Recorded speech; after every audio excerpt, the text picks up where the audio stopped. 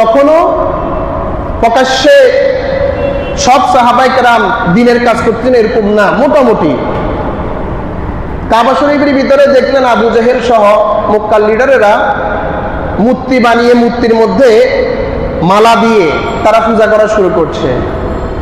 রাসূল বললেন, আপনারা না ইব্রাহিম আলাইহিস সালামের অনুসারী বলেন, তো আপনারা মূর্তি বানাচ্ছেন কেন? ইব্রাহিম আলাইহিস সালাম তো মূর্তি বানাইতে বলেন নাই।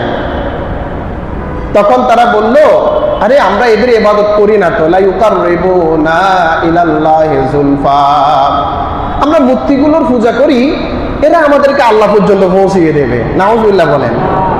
আল্লাহ রাব্বুল আলামিন কোরআন আয়াত নাযিল করলেন, কুল ইন কুনতুম তুহিব্বুনাল্লাহ ফাত্তাবিউনি ইউহিব্বুকুমুল্লাহ।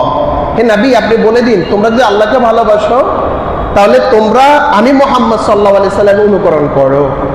আমি বলছি এটা জায়েজ নাই।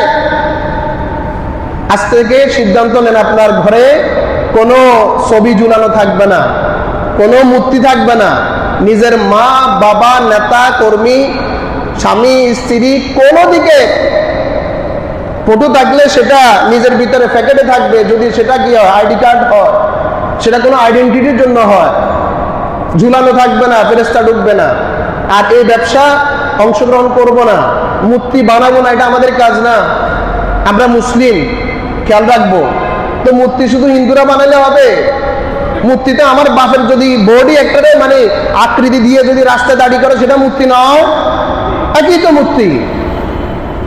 আল্লাহ আমাদের বুঝার তৌফিক দান করুন, আমিন।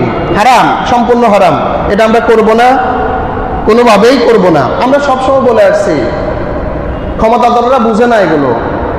ক্ষমতা